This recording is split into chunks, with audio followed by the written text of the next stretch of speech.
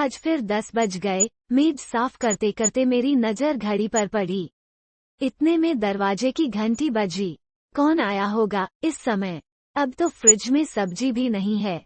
बची हुई सब्जी मैंने जबरदस्ती खाकर खत्म की थी। कई बातें एक साथ दिमाग में घूम गईं। थकान से शरीर पहले ही टूट रहा था।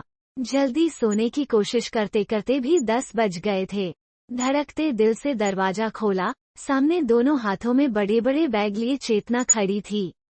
आगे बढ़कर उसे गले लगा लिया। सारी थकान जैसे गायब हो गई और पता नहीं कहां से इतना जोश आ गया कि पांव जमीन पर नहीं पड़ रहे थे। अकेली आई है क्या? सामान अंदर रखते हुए उससे पूछा। नहीं, माँ भी हैं, ऑटो वाले को पैसे दे रही हैं। मैंने झांक कर देखा, वीना नीचे ऑटो वाले के पास खड़ी थी। वो मेरी बचपन की सहेली थी। चेतना उसकी प्यारी सी बेटी है, जो उन दिनों अपनी मेहनत व लगन से मेडिकल की तृतीय वर्ष की छात्रा थी। मुझे वो बहुत प्यारी लगती है। एक तो वो थी ही बहुत अच्छी, रूप, गुण, स्वभाव सभी में अव्वल। दूसरे, मुझे लड़कियां कुछ ज्यादा ही अच्छी लगती हैं क्योंकि मेरी अपनी कोई बेटी नहीं। अपने और माँ के संबंध जब याद करती हूँ तो मन में कुछ कसक सी होती है। काश मेरी भी कोई बेटी होती तो हम दोनों अपनी बातें एक दूसरे से कह सकती। इतना नजदीकी और प्यार भरा रिश्ता कोई हो ही नहीं सकता।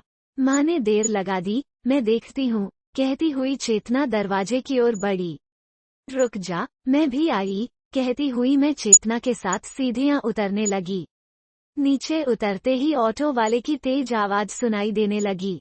मैंने कदम जल्दी जल्दी बढ़ाए और ऑटो के पास जाकर कहा, क्या बात है वीना, मैं खुले रुपए दूं? अरे यार, देख, चलते समय इसने कहा, 2 गुने रुपए लूंगा, रात का समय है। मैं मान गई। अब 60 रुपए मीटर में आए हैं। मैं इसे 120 रुपए दे रही हूँ। 10 रुपए अलग से ज्यादा दे दिए हैं, फिर भी मानता ही नहीं। क्यों भाई, क्या बात है? मैंने जरा गुस्से में कहा। मेम साहब, 2 गुने पैसे दो, तभी लूंगा। 60 रुपए में 50% मिलाइए, 90 रुपए हुए।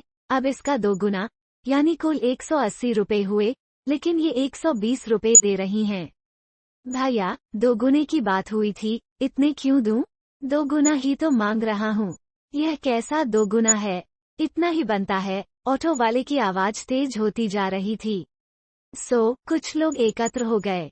कुछ ऑटो वाले की बात ठीक बताते तो कुछ वीना की। इतना लेना है तो लो, नहीं तो रहने दो, मैंने गुस्से से कहा।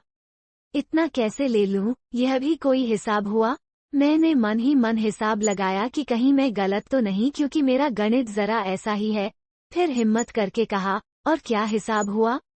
कितनी बार समझा दिया, मैं 180 रुपए से 1 पैसा भी कम नहीं लूंगा।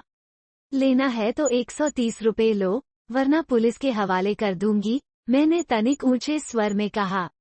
हाँ, बुला लो पुलिस को, कौन डरता है? कुछ ज्यादा नहीं मांग रहा, जो हिसाब बनता है वही मांग रहा हूँ, ऑटो वाला जोर जोर से बोला। इतने में पुलिस की मोटरसाइकिल वहां आकर रुकी। क्या हो रहा है? सिपाही कड़क आवाज में बोला। कुछ नहीं साहब, ये पैसे नहीं दे रही, ऑटो वाला पहली बार धीमे स्वर में बोला। कितने पैसे चाहिए? 2 गुने। आपने कितने रुपए दिए हैं? इस बार हवलदार ने पूछा। 130 रुपए, वीना ने कहा। कहाँ हैं रुपए? हवलदार कड़का तो ऑटो वाले ने मुट्ठी खोल दी। सिपाही ने एक 50 रुपए का नोट उठाया और उसे एक भद्दी सी गाली दी। साला, शरीफों को तंग करता है, भाग यहाँ से, नहीं तो अभी चालान करता हूँ। फिर हमारी तरफ देखकर बोला, आप लोग जाइए, इसे मैं हिसाब समझाता हूँ। हम चंद कदम भी नहीं चल पाई थी कि ऑटो के स्टॉप होने की आवाज। प्रश्नवाचक चिन्ह आई। मैं हतप्रभ सोच रही थी कि किसका हिसाब सही था, वीना का, ऑटो वाले का या पुलिस वाले का।